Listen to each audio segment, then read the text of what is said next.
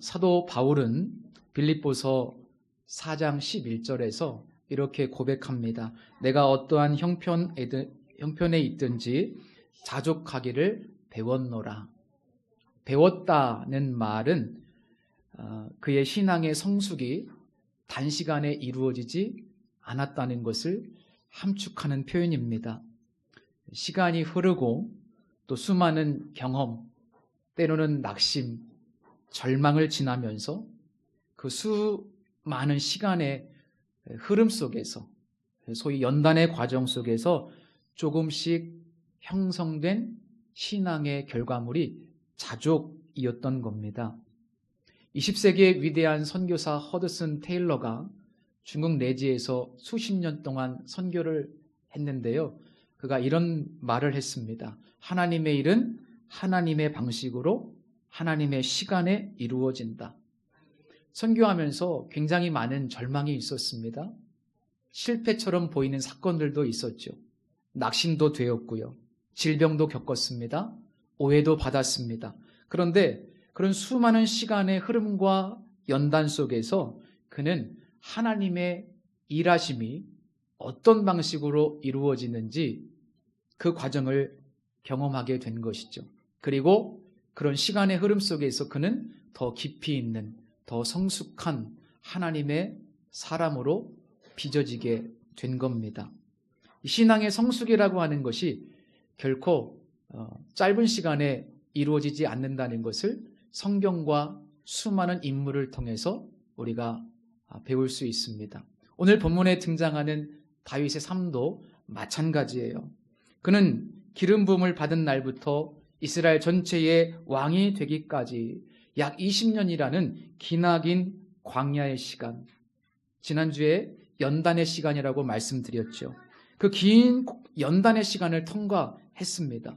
사울의 추격도 있었고 망명 생활도 있었고 시글락에서 참변을 당하기도 했었고 말로 설명할 수 없는 정말 어려운 고난들을 많이 겪었어요. 그리고 마침내 헤브론에서 유다 왕이 되기까지 했습니다. 그런데 그 모든 여정을 통과하면서 성경을 보면 다윗이 점점 강성한 사람으로 빚어졌다고 말씀합니다. 자, 오늘 우리가 묵상한 말씀이 바로 다윗이 오랜 연단 끝에 왕이 된 후에 가장 먼저 행한 일을 기록하고 있습니다. 다윗이 이스라엘 전체의 왕으로 즉위한 후 가장 먼저 착수한 일은 새로운 왕국의 수도를 결정하고 정복하는 일이었습니다. 이것은 단순히 어떤 행정적인 결정이 아니라 매우 치밀하고 전략적인 결정이었습니다. 자, 조선을 건국한 태조 이성계도 왕이 된 다음에 어떻게 했어요? 수도를 저 개경에서 지금의 서울로, 한양으로 천도했죠. 다윗도 역시 새 시대에 걸맞는 새로운 도성을 찾아야만 했습니다. 예루살렘은요, 북쪽 이스라엘 지파들과 남쪽 유다 지파의 경계선에 위치한 도시였습니다. 어느 지파의 소유도 아니었고 그때까지 오랫동안 정복되지 않은 어떤 중립지대로 남아있던 곳이었습니다. 헤브론에 머물면 북쪽 지파들의 마음을 얻기가 어려웠고 그렇다고 북쪽으로 올라가서 한 도시를 수도로 삼게 되면 남쪽 유다 지파의 마음에 또 상처를 줄 수가 있었습니다. 이 분열된 왕국을 하나로 묶기 위해서는 어느 쪽에도 치우치지 않는 새로운 중심이 필요했고 예루살렘은 그 조건에 딱 맞는 정말 합당한 도시였던 겁니다. 지형적으로도 굉장히 탁월했습니다. 해발 600m의 고지에 있었어요. 그리고 세 면이 깊은 골짜기로 둘러싸인 천혜의 요새였습니다. 훗날 성경을 보면 대제국 바빌론조차도 이 성을 함락하는데 1년 반 정도의 시간이 걸렸어요. 정치적으로도 군사적으로도 또 행정적으로도 이 예루살렘이야말로 가장 합리적인 수도의 후보지였던 겁니다. 그러나 이 도시에는 결정적인 문제가 하나 있었습니다. 여호수아 시대 이후에 약 400년 동안 아무도 정복하지 못한 난공불락의 성이었습니다. 그 어떤 위대한 사사도, 사무엘도, 사울왕조차도 이 문제를 해결할 수가 없었습니다. 그래서 여호수아 15장 63절 보면 이렇게 기록되어 있습니다. 예루살렘 주민 여부수 족속을 유다 자손이 쫓아내지 못하였으므로 여부수 족속이 오늘까지 유다 자손과 함께 예루살렘에 거주하니라. 하나님의 약속이 분명히 주어졌지만 이스라엘은 이 땅을 끝내 차지하지 못했던 겁니다. 시간이 흐르면서 이제 사람들의 인식 속에는 이 예루살렘은 천의 요새고 난공불락의 성이기 때문에 우리의 힘으로는 빼앗을 수 없어 라고 하는 부정적인 고정관념이 생겼고, 그 이후에 그 누구도 그 성을 정복하려고 도전하지 않았습니다. 이 예루살렘이라는 말은 아시다시피 평화의 도시라는 뜻이잖아요. 왜 평화의 도시였을까? 추측해 보면 수백 년 동안 아무도 이 땅을 침략하지 않았기 때문에, 침략할 수 없었기 때문에 그저 평안히 살 수 있는 지역이었기 때문에 아마 평화의 도시라고 하는 이름이 붙여지지 않았나 하는 생각이 들었습니다. 그런데 다윗은 달랐습니다. 그는 왕이 되자마자 바로 그 땅을 향해서 나아갔습니다. 그는 예루살렘을 정복 불가능한 땅이 아니라 하나님이 이미 약속하신 땅으로 보았던 겁니다. 이후 이제 블레셋과의 전쟁을 기록한 본문이 이어지는데, 다윗이 여호와께 여쭈어 이르되라는 표현이 반복적으로 등장합니다. 그런데 예루살렘 정복에 대해서는 다윗이 하나님께 묻지를 않아요. 성경에 그런 표현이 없지 않습니까? 왜 그럴까요? 아브라함 때부터 여호수아 시대에 이르기까지 하나님께서 이미 수차례 약속하신 땅이기 때문에 그렇습니다. 성경이 이미 명확하게 약속하셨고 말씀하셨기 때문에 다윗이 물을 필요가 없었던 거예요. 중요한 것은 물음이 아니고 믿음으로 도전하는 것이었습니다. 이것이 우리에게 중요한 통찰을 줘요. 예를 들어보면 우리가 이렇게 기도할 수 있죠. 주님, 저 사람을 진짜 용서해야만 합니까? 난 도저히 용서할 수 없는데요. 용서해야 합니까? 아니면 말아야 합니까? 하나님께 그렇게 물을 필요가 있어요, 없어요? 없어요. 주님은 이미 7번씩 70번이라도 용서하라고 말씀하셨고, 원수까지도 사랑해야 한다고 명령하셨어요. 기도할 필요가 없습니다.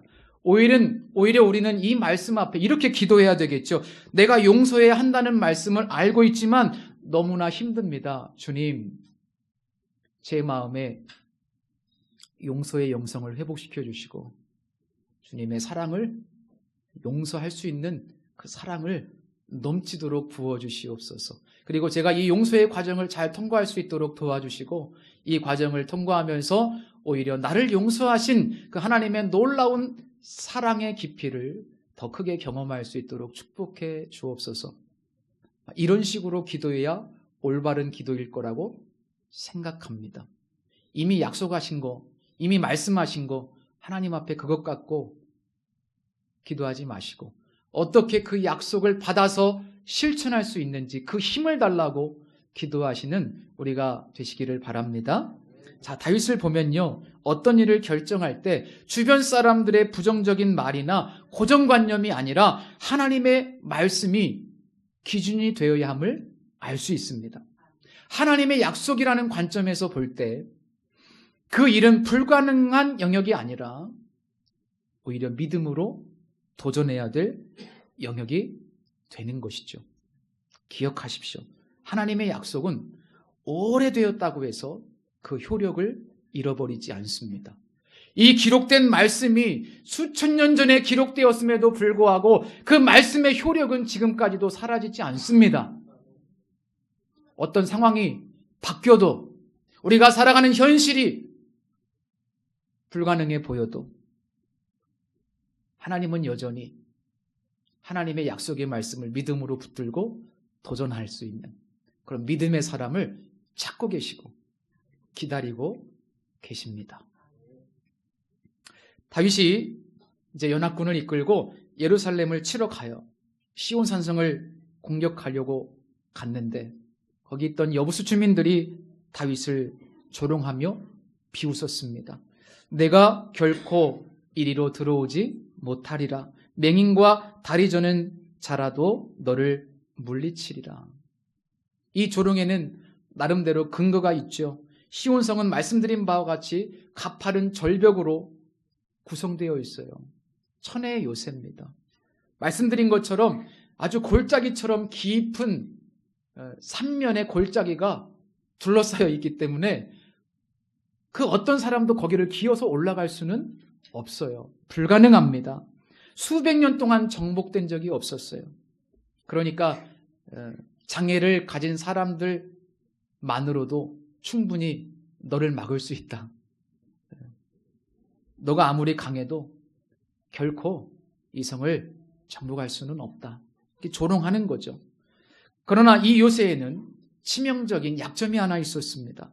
성 안에 독립적인 수원이 없었기 때문에 성 아래 기드론 골짜기 기온샘에서 물을 끌어와야만 했습니다. 여부스인들은 적에게 포위당했을 때를 대비해서 성 안에서 그 샘까지 긴 좁은 수로를 만들어 놨던 거죠. 그런데 이것이 화근이 되었습니다.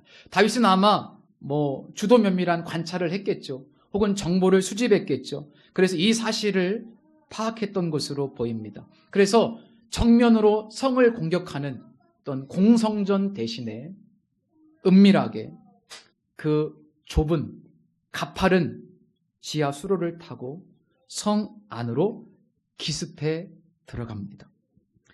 역대상의 기록에 의하면 요압이 이 좁은 통로를 통해서 성 안으로 잠입하는데 성공했고 난공불락의 성이라고 믿었던 이 시온성이 허를 찔러 그렇게 허망하게 정복됩니다.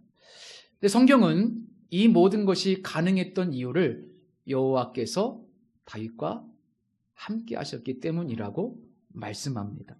자, 하나님의 약속을 믿고 도전하는 것은 우리의 몫이지만 그 결과를 허락하시는 분은 오직 하나님이라는 것을 말씀하고 있습니다.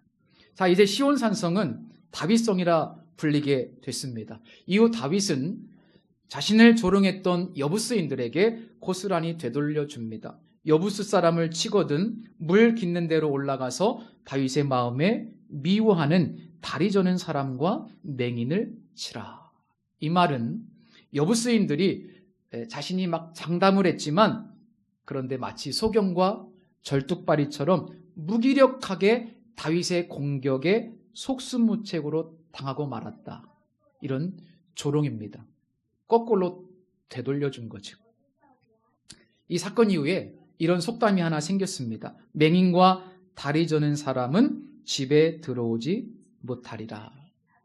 맹인과 다리 저는 사람은 집에 들어오지 못할 것이다.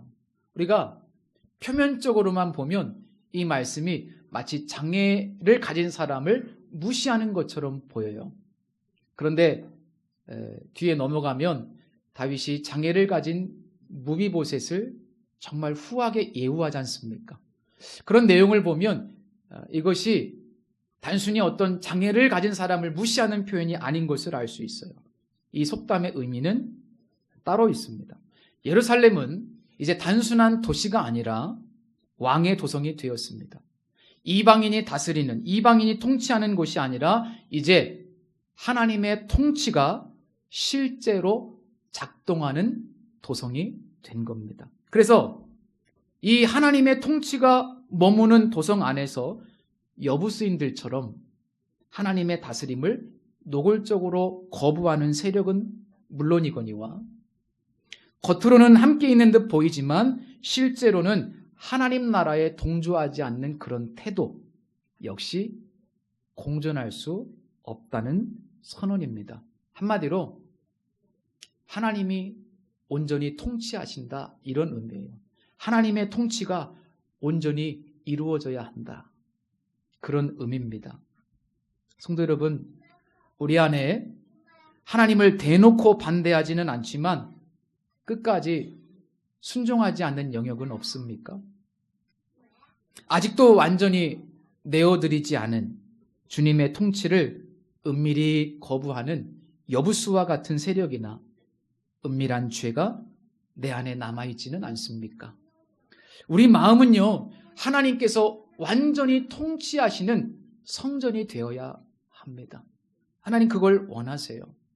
그래서 예수님의 십자가를 깊이 묵상하는 이 사순절 기간에 우리가 우리의 마음을 깊이 성찰했으면 합니다. 그 어떤 절기보다 이 절기는 우리의 내면을 깊이 성찰하고 아직도 내 안에 남아있는 여보스와 같은 자아가 있다면 그것을 하나님 앞에 내려놓고 온전히 항복하고 다시 십자가에 못 박혔음을 고백하는 그런 시간이 되어야 될 줄로 믿습니다.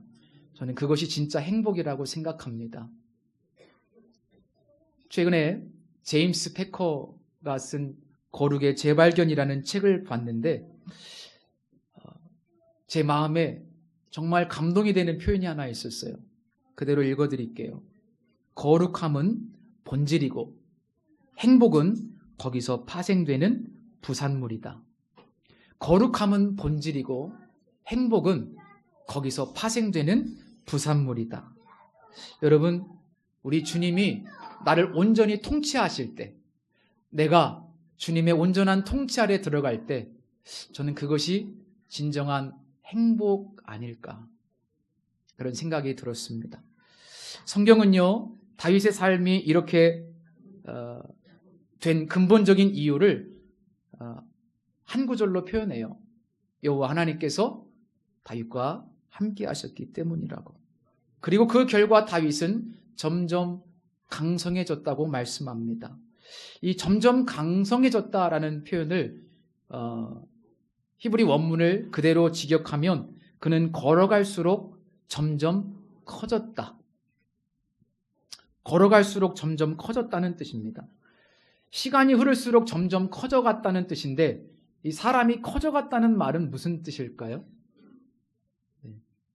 유진 피터슨 목사님이 번역한 메시지 성경을 보니까 이렇게 번역되었습니다. 더 큰 걸음과 더 넓은 포용으로 전진해 갔다.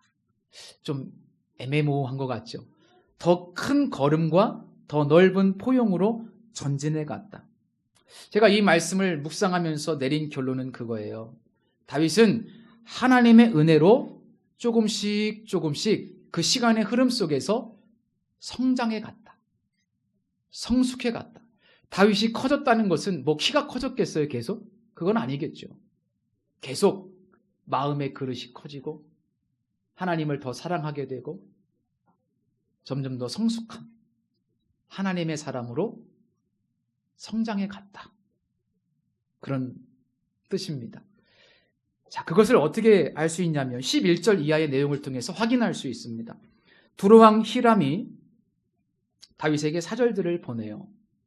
그리고 백향목과 목수와 석수를 보내서 왕궁을 짓게 했다는 내용이 기록되어 있습니다. 이 사건은 예루살렘이 정복된 이후에 바로 있었던 일이 아닙니다. 꽤 시간이 흐른 후의 일입니다. 어떤 학자는 히람이 왕이 된 시기를 계산해서 다윗이 예루살렘을 정복한 이후 약 20년이 지난 후의 사건이라고 이야기하기도 합니다.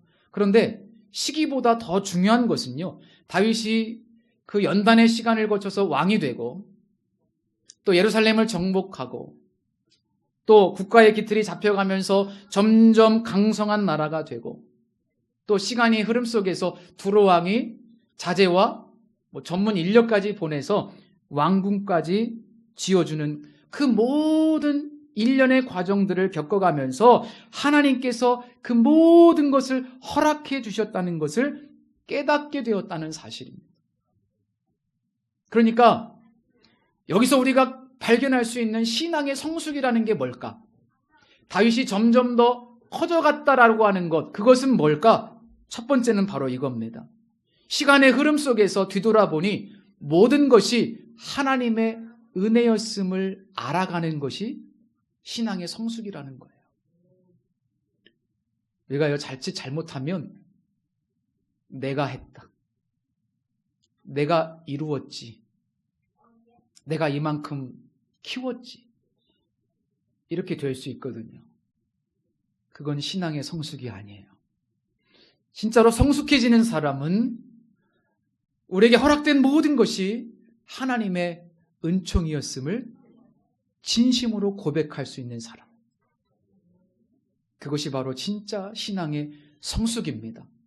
시간의 흐름 속에서 이 성숙의 시간을 보냈던 신약의 한 인물 사도 바울은 고린도전서 15장 10절에서 이렇게 고백하지 않습니까? 내가 나 된 것은 하나님의 은혜로 된 것이니 내게 주신 그의 은혜가 헛되지 아니하여 내가 모든 사도보다 더 많이 수고하였으나 내가 한 것이 아니요 오직 나와 함께 하신 하나님의 은혜로라. 내가 많이 수고했는데 이것조차도 내가 한 것이 아니고 다 하나님의 은혜였다. 이게 진짜 성숙한 사람의 고백이에요. 본문 12절 후반부는 그 성숙의 정점을 보여줍니다. 여호와께서 자기를 세우사 그의 백성 이스라엘을 위하여 그 나라를 높이신 것을 알았더라. 알았다는 표현이 중요합니다. 다윗은 시간이 점점 지나면서 분명하게 깨달아갔습니다. 자신이 누리고 있는 경험하는 모든 것들이 하나님께서 주신 것이고 하나님이 하신 일인데 그 목적이 자기 자신의 영광이 아니라 그의 백성 이스라엘을 위한 것임을, 이스라엘 백성들을 섬기라고 하나님께서 이렇게 축복해 주시고 역사하셨다는 것을 발견하게 된 겁니다. 그래서 여기서 우리가 발견할 수 있는 두 번째 진짜 신앙이 성숙해진다는 것은 무엇일까? 그것은 바로 다윗처럼 나를 향한 하나님의 뜻을 더 깊이 알아가는 겁니다. 여러분, 신앙이 성숙한다는 것은 교회를 오래 다니는 게 아니에요. 물론 중요합니다. 신앙의 연수는 너무나 중요해요. 그러나 신앙이 성숙한다는 것은 그것을 초월합니다. 나를 향한 주님의 뜻을 조금씩 더 알아가는 것, 분별해가는 것, 그게 신앙의 성숙이래요. 그리고 그 뜻을 알았을 때 내 자아를 꺾고 그 하나님의 뜻 앞에 순종하는 것, 순종이 안 되면 복종이라도 하는 것, 그게 다윗에게서 볼 수 있는 신앙의 성숙의 중요한 내용입니다. 조금 더 주님을 닮아가는 것, 조금 더 주님의 뜻을 알아가는 것, 조금 더 시간이 지나면서 하늘 아버지의 마음을 내가 배워가는 것, 그것이 바로 강성해지는 겁니다. 고아원의 아버지로 불리는 조지 뮬러 잘 아시죠? 그분은 말년에 이렇게 고백했습니다. 하나님은 내 믿음을 과시하기보다 나를 통해 더 많은 생명을 책임지기를 원하셨다. 수천 명의 고아들을 기도 하나로 살렸습니다. 그런데 그는 자신의 기도 응답을 과시하거나 자신의 믿음을 드러내기보다는 하나님의 목적을 깊이 깨닫게 되었어요. 왜 나에게 하나님께서 이런 기도의 응답을 주시는가? 그 기도 응답의 의미를 이해했고 더 큰 책임을 감당하는 방향으로 점점 더 성숙해진 거예요. 그래서 하나님이 내 믿음을 과시하기보다 나를 통해 더 많은 생명을 책임지기를 원하셨다라고 고백할 수 있는 거예요. 이게 성숙한 사람의 고백이죠. 여러분, 우리도 오늘보다 내일 더 성숙해지기를 축복합니다. 점점 더 멀어지는 인생이 아니고요. 점점 더 하나님의 뜻에 가까워지는 인생이 되십시오. 작년보다 올해 더 성숙해지기를 기도하십시오. 시간의 흐름 속에서 모든 것이 하나님의 은혜임을 더 깊이 깨달아가고 더 주님의 뜻을 알아가면서 더 책임 있는 자세로 하나님 나라와 그분의 영광을 위해서 그리고 주님의 몸된 교회를 섬기는 삶을 추구하는 것. 희생과 헌신이 사라져가는 시대에 아버지의 마음을 붙들고 그래도 내가 주님의 보좌 앞에 설 때에 충성된 종이라고 인정받기를 원하며 다른 거 다 필요 없고 하나님 앞에서 예수님처럼 하나님의 뜻이 십자가였기 때문에 묵묵히 그 길을 향해 자아를 내려놓고 그 길을 걸어갔던 예수님처럼 정말 이 땅에 하나님이 찾으시는 성숙한 주의 백성 되시기를 축복합니다. 마지막으로 우리는 이 사건을 단순히 역사적 정복으로만 이해해서는 안 됩니다. 예루살렘 정복을 통해 다윗은 하나님의 약속의 성취자로 드러납니다. 여호수아 시대부터 수백 년 동안 미완의 과제로 남아있던 이 가나안 정복의 역사가 결정적으로 마침표를 찍는 순간입니다. 그런데 여기서 우리는 다윗을 보면서 앞으로 오실 더 크신 왕, 궁극적인 약속의 성취자인 예수 그리스도의 모습을 다윗을 통해서 볼 수 있어야만 합니다. 결국 다윗은 약속을 성취하실 예수 그리스도를 드러내는 그림자입니다.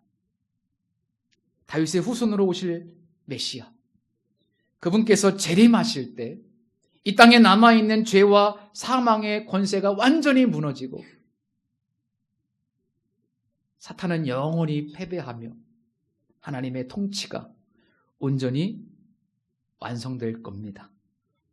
결국 이 예루살렘 정복 사건은 우리로 하여금 다시 오실 예수 그리스도를 바라보도록 안내하고 있습니다. 오늘 사순절 첫 번째 주일입니다. 부활절까지의 이 여정 동안 우리의 시선은 이 땅이 아니라 다시 오실 그분, 최종적인 약속의 성취자이시며 우리에게 궁극적인 승리를 가져다 주실 예수 그리스도를 향해야만 합니다. 그리고 그날 지상의 예루살렘은 새 예루살렘으로 완전히 대체될 겁니다. 요한계시록 21장 1절 2절 말씀입니다. 내가 새 하늘과 새 땅을 보니 처음 하늘과 처음 땅이 없어졌고 바다도 다시 있지 않더라. 또 내가 보매 거룩한 성 새 예루살렘이 하나님께로부터 하늘에서 내려오니 그 준비한 것이 신부가 남편을 위하여 단장한 것 같더라. 성도 여러분, 이제 다윗처럼 우리의 삶에서 하나님이 하고 계신 일을 살펴보시기 바랍니다. 지금 하나님께서 나의 삶에 어떤 일을 하고 계신지를 깊이 살펴보십시오. 내게 허락된 것이 무엇인지, 하나님께서 왜 내게 이런 과정을 허락하셨고 여기에 이르게 하셨는지, 또 하나님께서 왜 내게 이런 축복을 주셨는지 그걸 한번 돌아보십시오. 그리고 내 삶에 하나님의 뜻을 발견하시고 그 뜻에 반응하시면서 더욱 성숙해져 가는 이 사순절 기간이 되었으면 합니다. 다윗이 걸어갈수록 강성해졌듯이 우리 성도님들도 믿음으로 말씀을 붙잡고 한 걸음씩 도전하며 걸어갈 때 그 속에서 더 깊은 하나님을 경험하시고 또 하나님의 깊은 뜻을 깨닫고 또 더 많이 순종하시는, 그래서 하나님의 온전한 통치 아래서 살아가시는 성도님들 되시기를, 성숙해 가시기를 예수님의 이름으로 축복합니다. 기도하겠습니다. 하나님 아버지, 오늘 말씀을 통해 우리 각자의 마음속에 아직 정복되지 않은 여부수의 땅이 있음을 돌아보게 하셨습니다. 주님, 우리가 오래 묵혀두었던 영역들, 순종하지 못한 말씀, 내어드리지 못한 마음, 혹은 용서하지 못한 관계들, 그것이 어떤 것이든지 이 사순절 기간 동안 주님 앞에 하나씩 내려놓고 십자가에 처리되기를 원합니다. 다윗이 약속의 말씀을 붙들고 믿음으로 나아갔듯이 오늘 이 시대에도 여전히 역사하시는 영원한 주님의 말씀을 우리가 붙들고 불가능의 영역을 향해 믿음으로 도전하여 승리하는 우리 모두가 되게 하시고 시간이 가면서 더 깊어지고 성숙해지며 하나님의 뜻을 알아가고 주님의 은혜임을 깨닫는 우리 모두가 될 수 있도록 특별히 이 사순절 여정을 축복해 주옵소서. 우리의 삶 전체가 주님이 다시 오셔서 온전히 하나님의 통치 아래 들어갈 때까지 주님이 우리를 붙드시고 인도해 주시기를 다시 한번 간구드리며 예수님의 이름으로 기도드립니다. 아멘.